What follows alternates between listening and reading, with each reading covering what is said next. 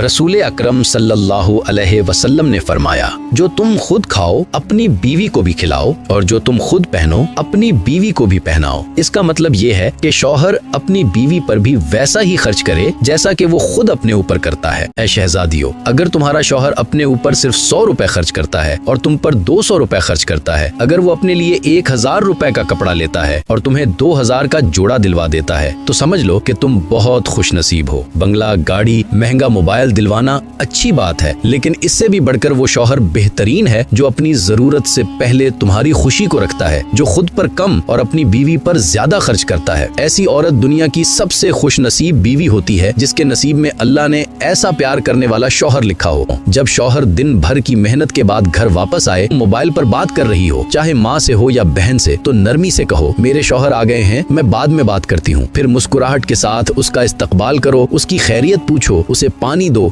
और 2 मीठे लफ्ज कह दो। यकीन मानो उसके दिन भर की थकन उतर जाएगी। यही वो घर होता है जहाँ रहमत बरसती है, जहाँ मियाँ बीवी एक दूसरे का ख्याल रखते हैं और जहाँ मोहब्बत इबादत बन जाती है। अगर ये वीडियो आपको पसंद आई हो तो इसे लाइक करना ना भूलिएगा और इसी तरह की खूबसूरत और दिल छू लेने वाली वीडियोस देखने के लिए अपने चैनल सफर अंबिया को सब्सक्राइब जरूर करें। अल्लाह आपके घरों में हमेशा मोहब्बत, रहमत और सुकून बरसाए। आमीन।